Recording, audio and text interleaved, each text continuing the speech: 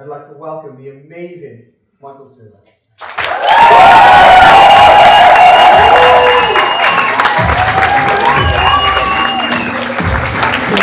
Thank you, my man. My brother. Thanks a lot.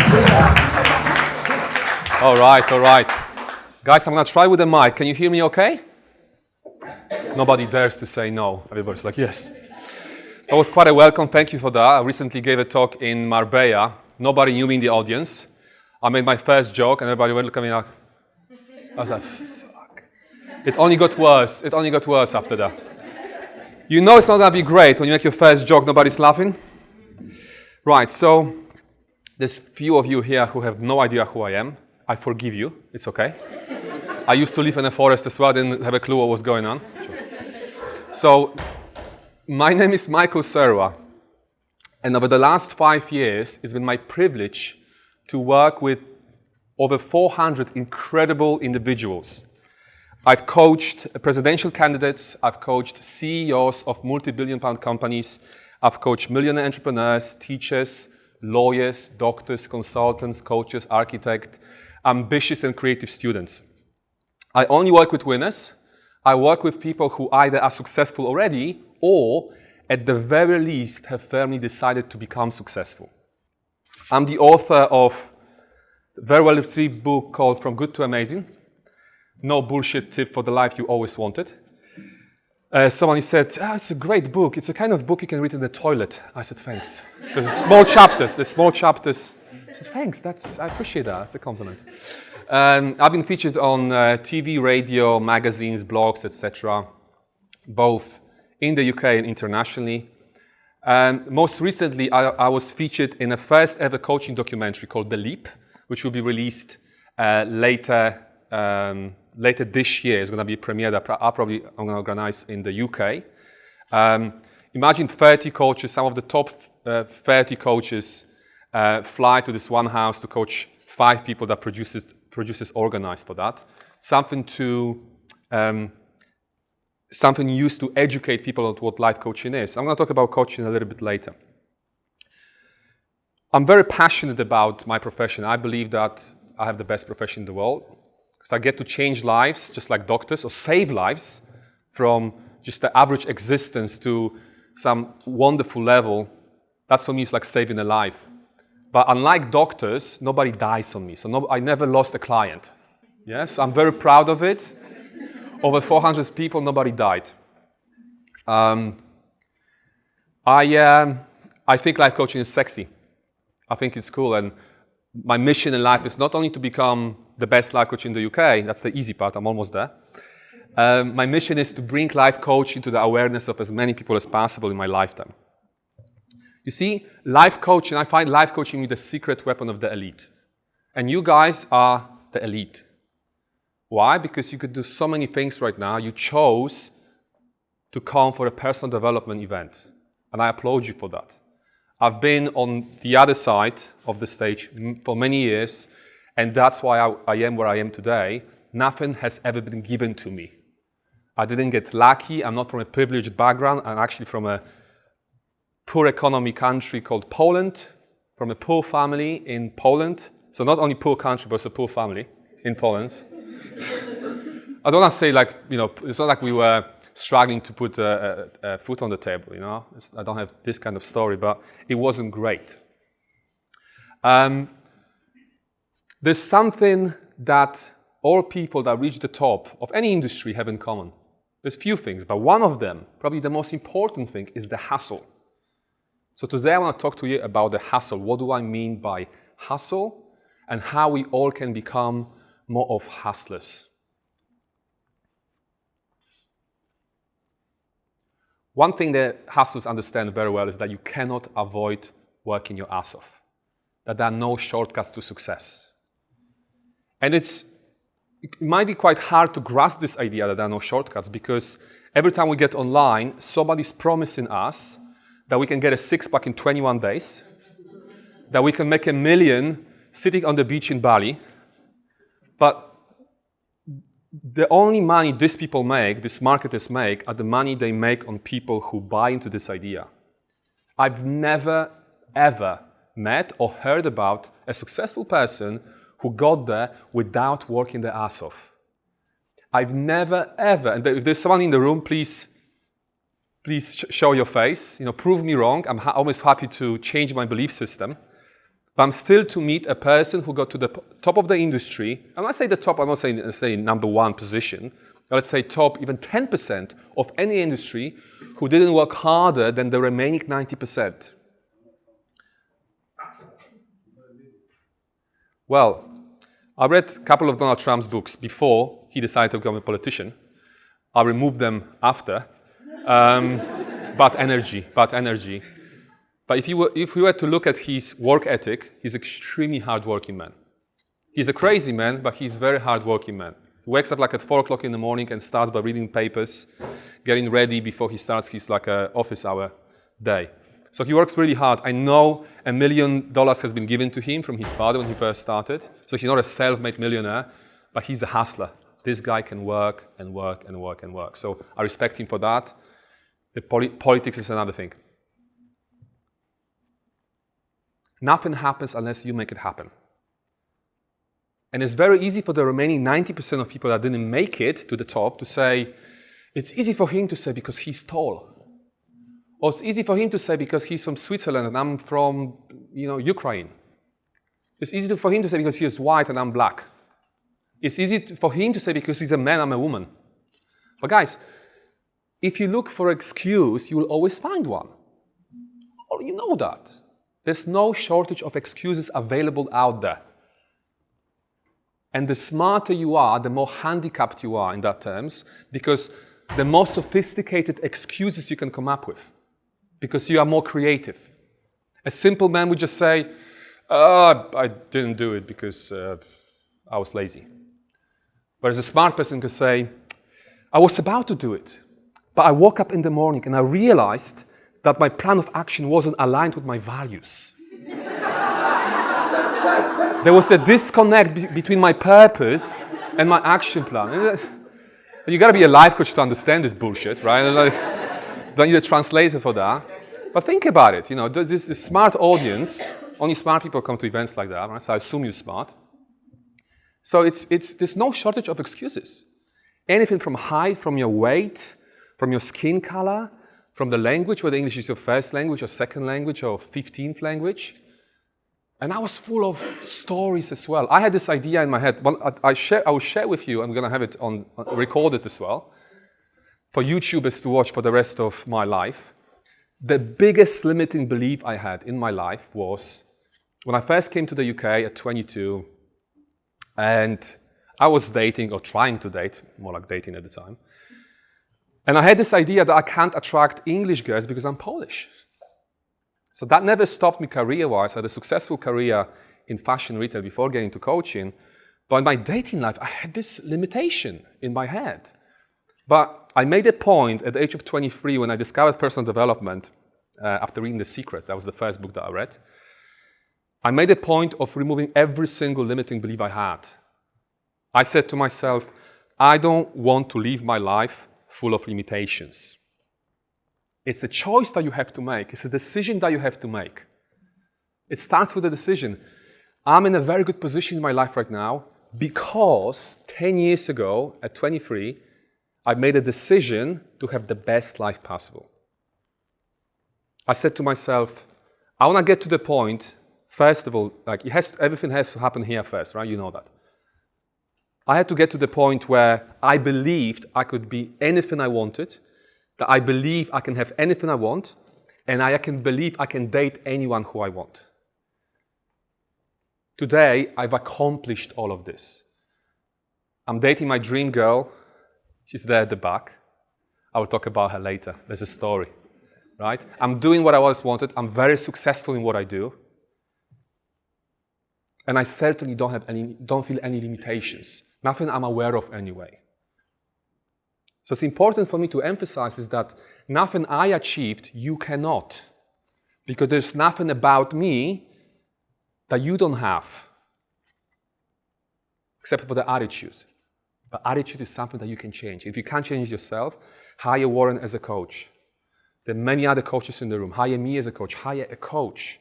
And we can accelerate this process for you. We can get all of these bullshit stories out of your head. Because that's what I do with my clients. No, this is bullshit. I'm going to prove it to you. I'm going to destroy this belief. Right here, right now. Yeah, Michael, but I wish I could. But if I was like, listen, bollocks. And I'll prove to you. When I work with people, I say, listen, what I'm going to do for the next 3, 6, or 12 months, I'm going to brainwash you. And they're like, what is it? Like, I thought you're a life coach, not a cult leader. And what I mean by that is that I'm going to brainwash you. I call it a positive brainwash. I'm going to make you feel invincible. I'm going to make you wake up in the morning and say to yourself, I'm the shit. That's how I wake up every morning, almost every morning. My girlfriend would say, no, sometimes you wake up feeling grumpy. You don't say that, but that's true. Don't think that when you're a life coach, you wake up and you're always happy. Warren is the only person I know who's always happy. He's pissing me off. First time I said, listen, can I have your number to your dealer? You know? And he's like, no, Michael, it's all organic. I said, oh, Jesus.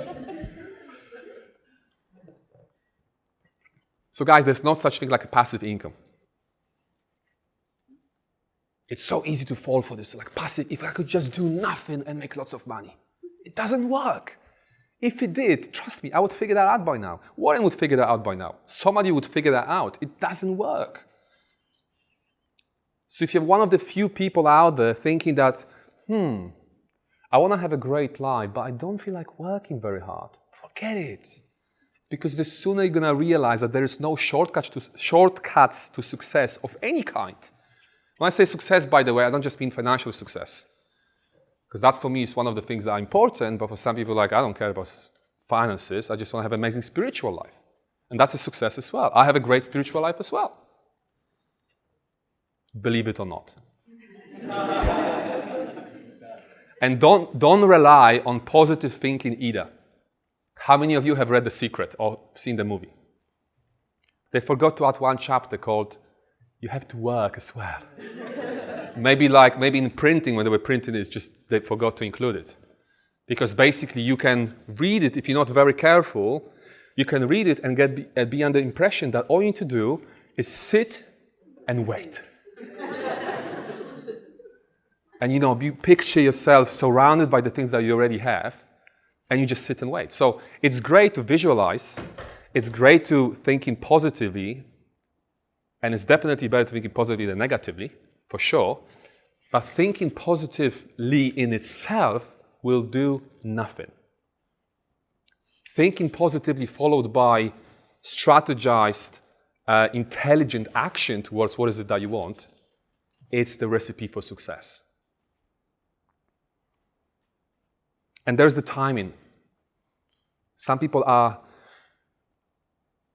ready to start something in their minds. Okay, I'm ready to do it. I'm ready to do it. I just need to wait for 1st of January. I just need to wait for this to go away or that to go away. I just need to get out of my relationship first. Or I need to find a partner. You see, there's no better time than now. There's no better. You will never, ever feel 100% ready to do anything. Ever. It's impossible. There's always another thing you could do on the preparation front to get yourself more ready for that thing that you want to do. I certainly wasn't ready to start my coaching business in 2011. I was £5,000 in debt on credit cards when I started my coaching business. Not because I didn't make enough in retail, just because I'm a spender. And there was no one in my life at the time who I could borrow money from. Nobody. My parents never had money until now when I helped them.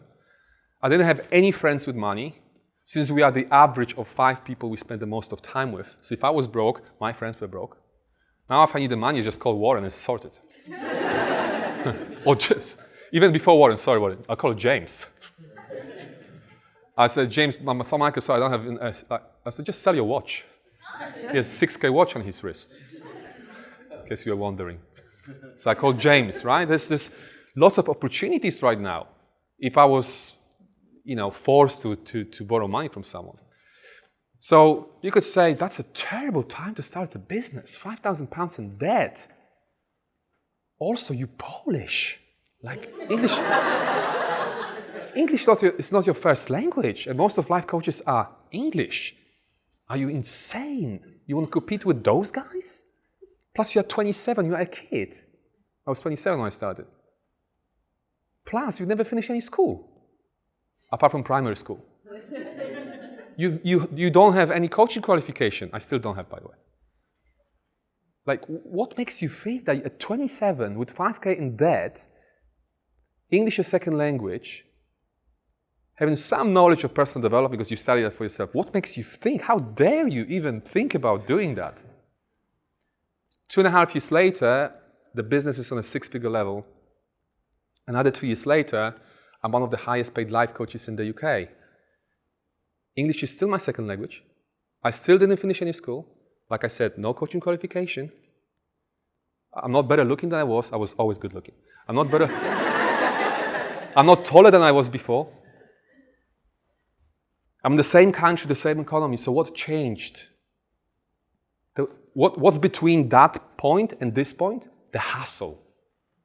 Because I promise you this, for these 2.5 years, I didn't necessarily work smarter than all other coaches. I worked harder. For 2.5 years, I didn't take a single day off. And I don't mean day off that I didn't reply to emails. I mean a day off when I didn't see a client. Apart from like Christmas Day, nobody wanted to see me on a Christmas Day for whatever reason. Lazy English people, you know? Christmas. Like, I'm building an empire here, for God's sake. So guys, 2.5 years, no days off, no holidays, but even more importantly, no dates. No, 2.5 years, no dates, no parties, no alcohol. And I love this stuff. But sometimes you gotta sacrifice. If you want something badly, you gotta do things that other people are not prepared to do, and then you can get it. And you're like, oh, Michael, let's go out. Like, come on, you work too much. I said, no, I know what I'm doing. And don't think that when I first started, I was charging thousands of pounds. I was charging £20 per session for the first 6 months. And I had 20 clients. Then I went to £50 per session for 6 months, £75 per session for 6 months, £100 per session for 6 months. From the very start, because I had a very good fees for what my level of confidence was, I could work with 20 people at any given time. And that's the reason why now I can coach with my eyes closed. Not because anything that is to do with my background or personality, which is what the 90% would say. Oh, because you have a big personality, you're charismatic, you are incredibly good looking. I was enough. You're super funny, you dress beautifully. It's none of that. It's that I had so many coaching hours under my belt that it makes me a professional at what I do. It's a simple repetition. How do you become a great football player? You used to play football, right? Not by watching matches, not by reading books, by playing football. The reason why I'm a lousy football player because I didn't spend that much playing football, not because genetically I'm not made for football. But it's so easy for us to think that it's something to do with how we are built, how our brain operates. What did I know about coaching business? What did I know about any business for that matter at 27? Nothing. I was in fashion retail. I had a job for 5 years before. So everything I've learned, I had to learn as I was doing it. So if I can do it, you can do it. And it just felt right, so I just started. And there's an idea you might be sitting on right now, or there's a decision you might be sitting on right now, and you're waiting for the perfect moment, there's not such thing. Start now. There's a Chinese proverb that goes like that. The best time to plant the tree is 20 years ago. The second best is now. It's like, yeah, I'm 55. If I did it when I was 35, but you didn't do it. So shut up and do it now. Yeah, I wish I did it when I was younger. It's like, you're not dying tomorrow. Even if you are, you don't know about it. So why don't you start, whatever it is, why don't you start now? We all seen the stories of, a woman in New York starting running marathons at 75, and by 85, she was running 7 marathons a week or something crazy like that. And everybody, including doctors, would say, whoa, just slow down. Slow down what? Wait for death? I'd rather die as I'm running if I like to run. I'd rather die coaching than die out of old age. Yeah? So whatever it is that you like, for me it's coaching. I'm using the vehicle of coaching to express myself. For my girlfriend is fashion, for Warren is speaking, for James is looking serious. For Jojo is network marketing right now, but she's an entrepreneur, so who knows what's going to be after that. So guys, start now. You own it to yourself. And you might have this idea and you speak to your partner or friends, what you think are friends, but they're not really friends, because you say, I would like to become a coach. Who was telling the story? You were telling the story. And so he goes, come on. One of my clients, amazing client, Dilara, she wouldn't mind me sharing that. She's a coach right now. She launched her coaching business a few months ago. She's one of my apprentices, and she's phenomenal. She wanted to be a coach 10 years ago already, but she was in a relationship. She was married to the guy who said, are you insane? You're Turkish. You can't even speak English properly. Because now her English is fluent, but I imagine 10 years ago wasn't as fluent, but mine wasn't either. And she is made for coaching. So she's wasted 10 years working as an accountant, no offense to accountants, because some asshole thought that this wasn't a good idea. So what I'm saying, you be an asshole, I'm going to become a coach. You don't, and this is especially important for women because I know how controlling men can be. Yeah, I know how controlling men can be. I can be controlling as well. I control myself not to be controlling. Yeah? Especially if he's the provider. I'm on 70K, baby. You don't need to work. I say, listen, I don't care about your 70K. I want to work. I want to be a coach. I've never heard about a happy woman sitting at home doing her nails and just looking pretty. It's, you know, the male clients I've worked with, very successful male clients, you know, a wife at home with kids. After a while, she's getting depressed because it's only as much satisfaction you can get from raising kids. And then after 5 years, you're like, I want to accomplish something. So don't be the stupid one, and don't let some guy or anyone, a father or friend or even a life coach, tell you what to do. Unless it's me, then you can trust me. I'll always have your back.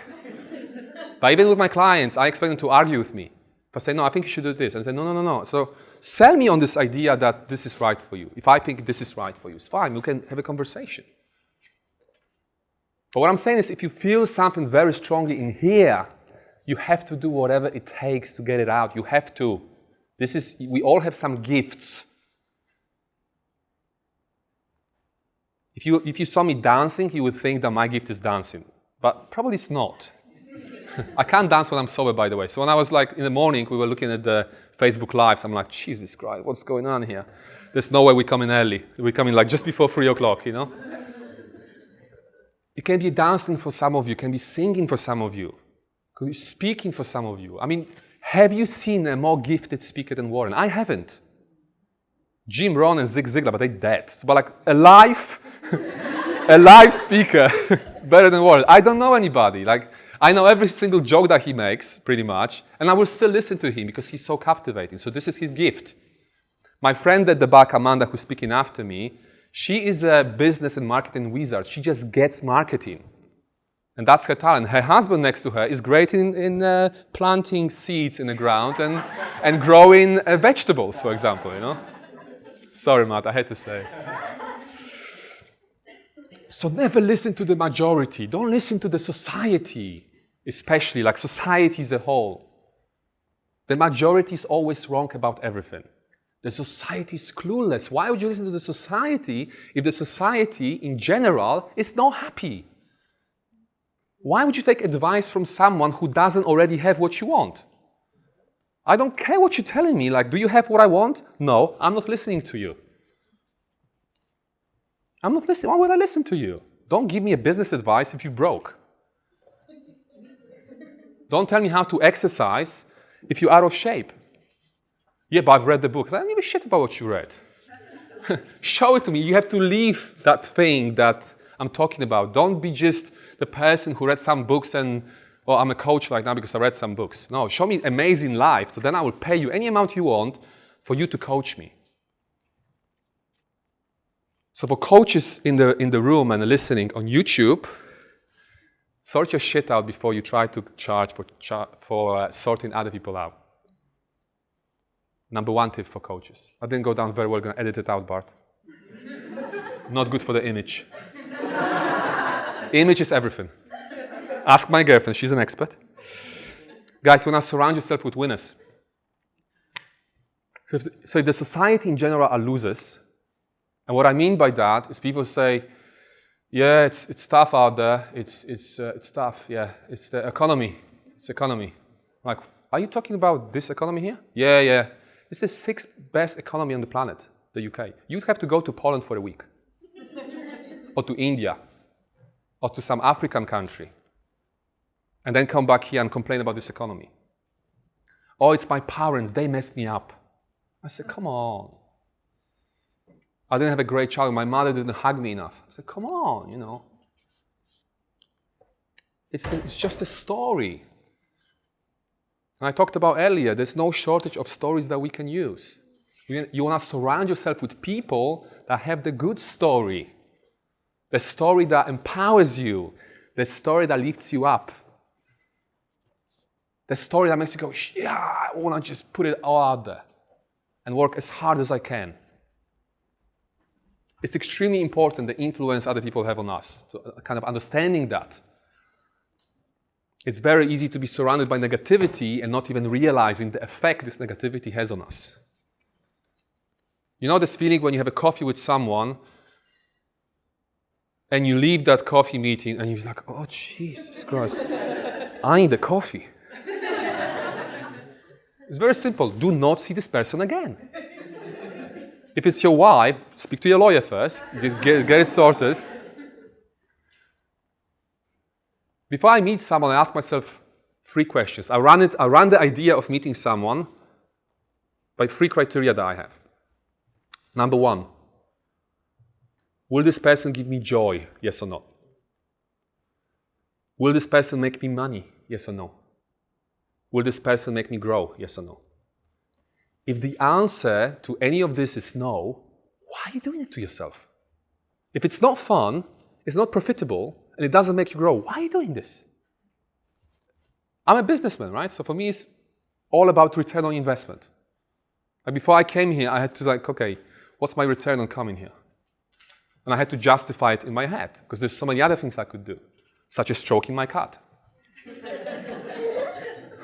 I don't have a cat, but I'm just trying to funny. I don't even like cats, believe it or not. Guys, really make your relationship with yourself the most important relationship in your life. I told my girlfriend from the start, I said, listen, one thing you need to know about me, I will always love myself more. And it didn't go down very well.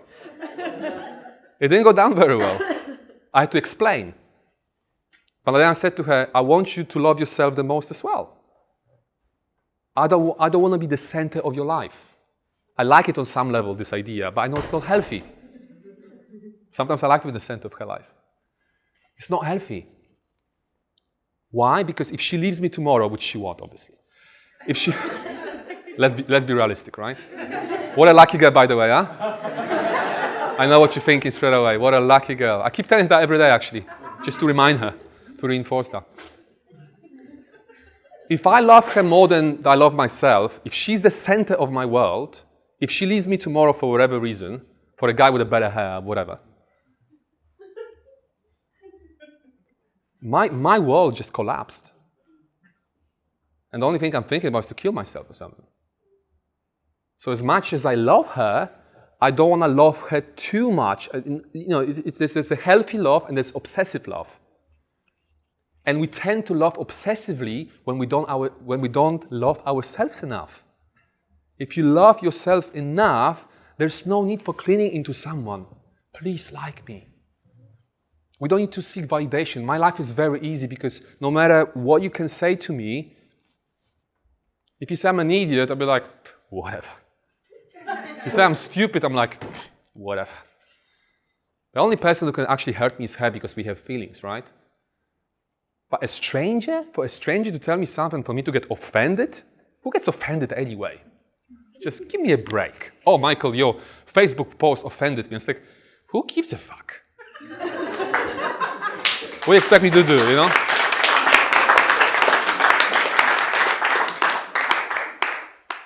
Guys, you don't want to go through life editing yourself all the time, not to offend anyone. If I find something funny, I say it. Oh my God, that was a bit politically incorrect. I said, I don't care. I'm not even British. I have an excuse, like, it's Poland. I'm from Poland, you know. Came on the boat. 27 hours on the bus. That's how we roll. So guys, surround yourself with winners. Look for people that already have what you want, whether it's a happiness level, confidence level, financial success, fitness, anything. Whatever it is that you want, look for people that have it already. And at the very least, you can always get a coach. So it's like, Michael, but there's a desert, there's nobody in my life. How can I meet fellow winners in places like this? You can skip the church on Sunday. You're going to be fine, I promise you. You skip the church, but come to events like that. Because guys, we need to stick together. We are made of the same cloth. We need to stick together. Us against the society. Not in a kind of, I'm not into like wars and conflict. But it's like we need to kind of maintain that level of attitude towards life. And what's the better way than to be surrounded by like-minded people, right? That's why I love this kind of events. I'm going to be just pumped for the whole day. I will even survive the musical I'm taking my girlfriend to. That's the real love, by the way. When a guy's taken went to the musical called Beautiful. That's how I know I'm really in love, because that didn't happen in the past. It's like, no, let's stay at home. Let's watch some mafia movie. No, now it's musicals. Every Saturday, musicals. The first one we went to was called Kinky Boots. That's when I knew I wanted to spend the rest of my life with her, when I took her to the Kinky Boots musical. The secret is that I actually enjoyed it. Yeah? Bart, we're definitely editing that out, yeah? I don't want my banker client drop me as a coach. Like, pussy. Number, there's no numbers. Next one, take risks. Hustlers take risks. Oh, but I don't like taking risks. Okay, stick to 9 to 5, 25K a year, partner you don't love, you never have sex with. There you go. You want a different life? She's good. Just cover your eyes. My coaching and speaking is PG-18, by the way. So when I saw her, I was like, but if I was to try to control myself, trust me, it wouldn't work out anyway. Guys, you gotta take risks. You gotta take risks. Would you rather regret that you did something or regret that you didn't do it?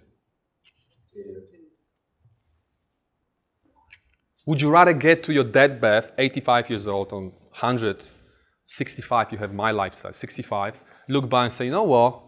I've tried everything I wanted to do. I've spoken to all people I found attractive. Most of them rejected me. Most of ideas, yeah, true story, believe it or not. Most of ideas I had failed. But guys, if I die tomorrow, if the doctor tells me tomorrow I have 3 months to live, I will have 0 regrets. 0. I met my dream girl on Tinder. When I speak to my grandparents, it's library, but I can be honest with you. I don't want to break the report by bullshitting you, right? We met on Tinder. When I saw her, you swipe. You're thinking about what you're going to have for dinner, and then you go, unbelievable. I want this one. Year and a half later, we met. That's one of my stories of hustle. To like someone or something so much that you're willing to wait a year and a half to get it and experience any type of rejection you can. Because we were in contact for a year and a half, she just wouldn't meet me for a year and a half. Obviously, she didn't know who she was dealing with. Silly girl, huh? When she saw me, when she met me, she must have gone, I'm so silly. So silly. But, I don't blame her because she didn't know. It's like Tinder. So a year and a half, I tried everything. I was offering favors. I invited her even to my show. I had a YouTube show last year because she's a fashion blogger. Come on my show, let's talk about your blog. It's like, I tried to play that like, let's talk about fashion. I don't care about fashion. I tried everything. And then we set a date. She tried to cancel on me 2 hours before. I didn't let her. We met, and then only 5 months later, I won her over. 5 months and countless musicals, I won her over. But guys, it's okay. If I had to do it all over again, I would. Why? Because I choose to go for what I want in life. Whatever it is. Dream partner, certain kind of business, certain size of that business, certain type of body. You know, if you want a six-pack, eight-pack, whatever it is, just go for it.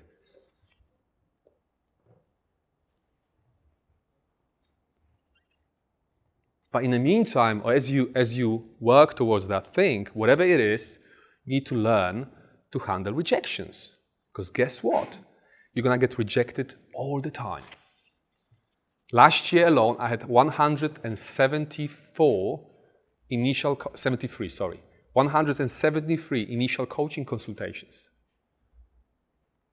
60% of people that I met said no. So as a coach, I got rejected by 60% of people, by 110 people.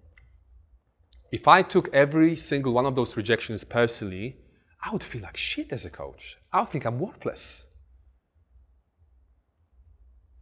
But I don't concern myself with the 60% that rejected me. I only concern myself with the 40% that said yes. I don't concern myself with hundreds of women, literally hundreds of women, because I would meet people everywhere. I would talk to people everywhere. Hundreds of women rejected me. And sometimes this one time is just by ignoring me. I said something and she's like, I wasn't there. I was like, shit. I wish my dog was here. You know, it's like terrible. But what do? You can either give up and settle for the life that you have, or keep going, keep getting rejected, and eventually get there. You will get there eventually, whatever it is that you want. I promise you that you will get there eventually. It might take you a year, it might take you 10 years. I don't know how long it's going to take you. Depends how much action you put in, but eventually you're going to get there, whatever it is. And then you need to learn how to sell as well. And what I find working with lots of coaches, coaching lots of coaches, the biggest problem is selling. Michael, if I could just coach, because I have this passion for coaching, I love helping people. I said, that's not enough. Because you need to be able to sell yourself, so then you can do what you're passionate about. An interesting thing, like I wasn't crazy about selling myself. But typically, we are not crazy, or we don't like things we're not good at. So when I started to get better at selling, I started to like it. And now I like selling coaching, so initial consultations, just as much as I like coaching. Why? Because I'm good at it.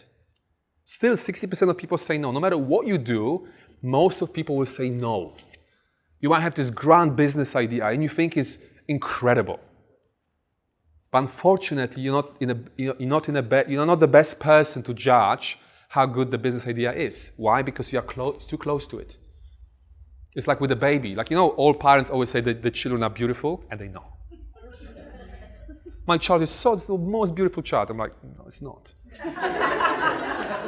Sorry. The same with business ideas. So you want to run this business idea by as many people as possible, but again, they have to be the right people. Not your husband or wife who always says no to everything you suggest. There's no point to run by them. You know what the answer is going to be.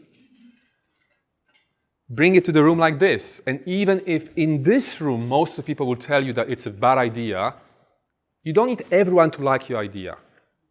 I don't need everyone to like the idea of life coaching, let alone coaching with me. I just need 20 people at any given time. 10 to 20 people, depending on how much they pay me, right? And I have that, and I'm happy. I'm successful in the sense that I can live my life on my terms and make enough money to maintain my slightly snobbish lifestyle, which I don't apologize for, by the way. And then one of the last things I want to talk about before I take some questions, if you have any, is don't be afraid to ask for help. It takes strength. It takes a strong person to ask for help. It's not the weak, I'm asking for help. It means that I'm weak. No, weak doesn't ask for help, because weak is too weak to think about how beneficial this could be. It's the strong person who realizes, who is so self-aware, that says, I can get there by myself, whatever it is that I want, or I can get there faster if I get right people on board to help me get there. Whether it's a fitness coach, health coach like Jose there in the room, amazing health coach, ladies and gentlemen, from Bristol. Maybe he will make it to London one day, but so far he's starting. Life coach, business mentor. There are people that do what you need help with, exactly what you need help with, as a job. Why not use them? The ranges, the prices of coaching go from £0, coachmefree.com, there's a website with the trainee coaches, £0 to £1 million, Tony Robbins for 12 sessions. So there's quite a range. So everyone will fit in, financially fit somewhere on this range. So there's not even an excuse of, I would get a coach, but I can't afford it, because there are free coaches out there. Ask for help. It says more about you than if you were to struggle and keep repeating the same mistakes over and over again. Warren Buffett said that you can learn on your mistakes, or you can learn on other people's mistakes. Which one is better? Why would I need to do the same mistake as my coach did? He just can tell me what I shouldn't do, and I don't do it, and I don't feel the way he felt. And yes, he charges for it. That's the exchange. Information for money. And the very last point I'm going to make, guys, my favorite principle, one of the principles I live my life by. It's called JFDI. Just fucking do it. Thank you very much. You've been my favorite audience today.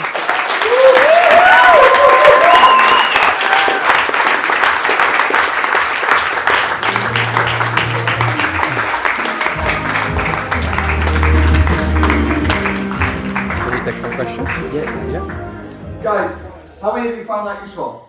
Yeah. While you've got the chance, how many of you would like to ask Michael a question? Absolutely. I'll let Michael choose where he's going to take the questions from. Let's go. You mentioned that you haven't qualified as a coach. Uh-huh. So did you have... Don't tell my clients, by the way. Don't tell my clients. They don't know. They don't need to know. Did you use any inspiring material like Tony Robbins or Les Brown or anyone else to... Mm-hmm. So prior to becoming a coach, I was into personal development, as I've mentioned, for a while. It was 4 years. So over these 4 years, I was working on myself. And few people I've been influenced by the most were Jim Rohn.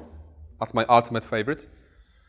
Tony Robbins got the first job selling Jim Rohn's seminars back in the 80s, 70s maybe even. Then Zig Ziglar and Les Brown. So that's my top 3. And now Warren Ryan is there as well. Yeah, I added Warren Ryan to the list. So yeah, so just listen, the books and life experience and events like this. No formal training. Do you get nervous? What do you do about it? Nervous with? Speaking in public. Like, did you ever get nervous? Oh yeah, when I first started, very. What did you do to then help you get over that? I would hide my hands under the table. The first talks I've delivered were like we were sitting in a circle, and I would keep my hands under the table so people couldn't see that my hands were shaking. Right now, I almost don't feel any nervousness anymore. Like, I remember even last year I would go to talks, and on my way to the talk I would feel a bit of nervousness. But it's very much to do with this whole idea that I just don't care what people think about me, which is very liberating. It's like, if you like it, great. If you don't like it, my life will not change. If you go, boo, you suck, I'm like, I'm still going to musical. Take this. Did I answer your question? So yeah, so whatever it is that we do I would feel nervous before my dates. But you date enough and you just don't. You speak enough and you just don't feel nervous. Yeah, but the difference is there's a lot of eyes on you. There's a lot of... When you go on a date, it's just one person. Yeah. When I got up there, I just felt like there was loads of eyes. That's amazing. That's like being on a date with 50 people. I love it. I mean, it's easier for me probably because I like to be the center of attention. I like to be in the spotlight. I always did. Uh-huh. When I'm with all my friends and people that know me, Yeah. I'm the bubbly, really loud person. Mhm. Like that. When I'm in completely Yeah. I just cannot. You just need to do it more often. And remembering that public speaking is the biggest fear we have as human beings. 52% of people are afraid of public speaking, which is more than fear of heights and fear of spiders. Yeah? So it's normal to feel that way. It makes you human. Like if I was to meet someone who said, I've never been on a stage, but I don't feel nervous at all, I would say, you are full of shit. It's impossible, because I was always the cocky guy, and I was nervous before I was doing my first talk. So how can you not be nervous? Sure. What's another question over there? Gentleman. The passion for coach, where did it come from? Was it originally born with you, or was it created? I wouldn't go as far as that, if it was born with me. It just came to me. But you see, people often ask me when I coach them, or you hear people saying, "Oh, if I could only find my passion." And my question is, okay, so what do you currently do to find that passion? Well, I'm watching EastEnders every day. I say, okay, do you think you can expand that and perhaps go to places you never go to? Go to events like this, because this kind of events, or anything that is out of ordinary, can expose you to a different opportunity. So I fell into life coaching, but as I said earlier, I was into personal development for 4 years. It was my passion. It was my passion. It was my biggest hobby. So I was actively looking. I wasn't looking because I didn't think about it. I was active. I was doing something, and when the time was right, it just fell nicely into place. And as always, if you have any passion whatsoever, any hobby whatsoever, anything that you could do 8 hours a day and not getting paid for it, whatever it is, you have to make this your career. And especially in 2016, with the free broadcasting to the world called YouTube, and with the Facebook and Twitter and Snapchat, we can grow businesses from our bedroom. No matter how niche it is. I think, oh, this is crazy. I collect glass water bottles. I mean, who's gonna? But it is a bit crazy, if you ask me. But you'll find at least 1,000 people around the world being crazy about glass water bottles. And then you have the biggest collection, and you're making money. You write blogs about it. You take pictures. You have an Instagram account taking pictures of bottles like that. And you make money. You see, the hustler, I was talking about hustling today, a hustler will make money on anything. Like, you can put me in an Amazon forest, and I'll become the richest man in that forest in no time. I'll be the only man, so I'll be the richest man. Because it's the attitude. When they asked Richard Branson about something, and he said, listen, it's not about resources, it's about resourcefulness. And he said, you can put me anywhere in the world without money, and I will make money very quickly.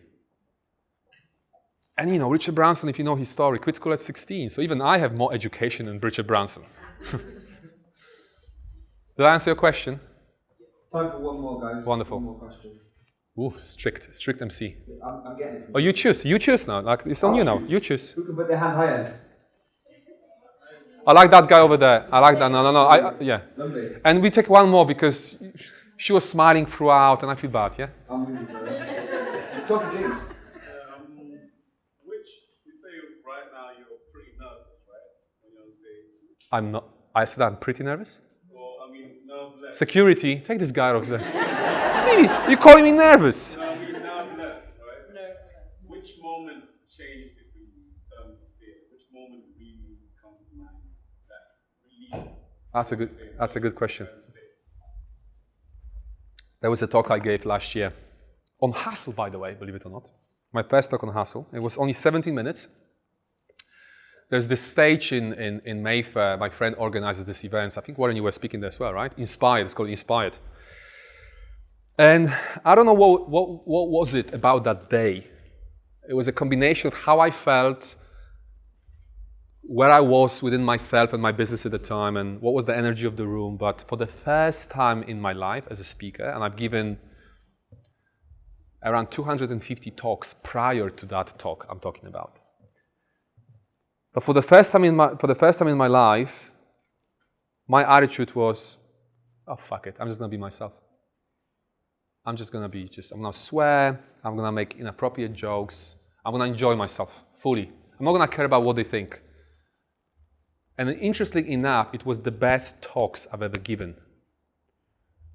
the way it was received, I was like, this people, wow, I've never received such a, everybody was so happy. And even on YouTube, it's on YouTube. There are other talks on YouTube, but this one has the best reviews on YouTube as well. Even Bart, who wasn't shooting that event, it was being shot internally, made a comment, and he knows my talks. He's like, he could give my talks after a few years of recording me instead of me. He's like, wow, you were on fire, or something like that. I thought, wow, how interesting is that? It was the easiest one because I didn't have to edit myself. I was being true to who I was at the time, and people loved it the most. So that's when I understood, in personal development, there's a lot of talking about authenticity, be authentic, be real. But as a concept, we all understand it. But to understand the concept and live the concept are two different things. So that talk, for the first time, I felt like I lived that concept. And I was authentic. And I said to myself, I will never, ever edit myself ever again in my life. And it wasn't just the speaking. It influenced my coaching, which is the most important thing for me. It influenced my social media. I started to post really provocative statuses. I would lose, people would unfriend me. That's how good they were. I loved it. I was like, this is amazing, So, if I could point out one event or one period of my life, that would be that talk, which is on YouTube, by the way, you can check it out. Okay? Last question, boss? Yeah, one more, absolutely. Oh, no, and we have to let the, so we said one more? Okay. I'm going to do, what's your question quickly? And did you visualize your dream girl? Did I visualize my dream girl? Girl. Yes, I did. And interestingly enough, I made this post on Facebook. We went to Rome for Easter weekend, and I realized she was sleeping on the plane. And I was like, I think a few years ago, when I was writing my goals down on my phone, I described my perfect girlfriend. And she was sleeping. I got my phone, and I found this post from 2013. So there's lots of swiping. I'm swiping. And then I found it, and there was a description of a woman. And she matched it exactly. Olivia matched exactly that description. So to answer your question, yes, and that's a very powerful technique. And I'm going to quickly move to the next question before Warren kicks me out. So I wanted to ask, after you decided that you wanted to become a coach, what was the next step that you did? How did you actually get into practicing? Okay, so for free, how did that Okay, go? I will very quickly answer that. And the very first thing that I did, blame her, don't blame me, right? I'm just being polite. I'm just being British. Very first thing that I did, I created an ad on Gumtree. So for any coach charging under £50 per session, which I was charging £20 at that time, Gumtree is a good place because people who might not have the budget to work with an established coach will go to Gumtree and look at the ads. And so that was the very first thing that I did. And the second was to create a website. Very cheaply, I didn't have any money, so I learned how to do it. I did it myself. And then everything was happening within like 2 months. And then I created free meetup groups as well. So I had a platform to speak and get clients through that as well. So hustle. Just one thing, for the coaches in the room, or if you know coaches, I'll be running a 2-day event for coaches on the 2nd and 3rd of July, where I'm going to be teaching everything there is to know about growing a coaching business. So keep an eye on it on Facebook, guys. Thank you very much. Follow me on social media, particularly Facebook. I love Facebook. I'm there all the time. You're going to be like, you think Warren is there a lot? He's there more than me. Yeah, nobody uses Facebook more than Warren Ryan. We know that, and we love him anyway, right? And who would like a copy of my book?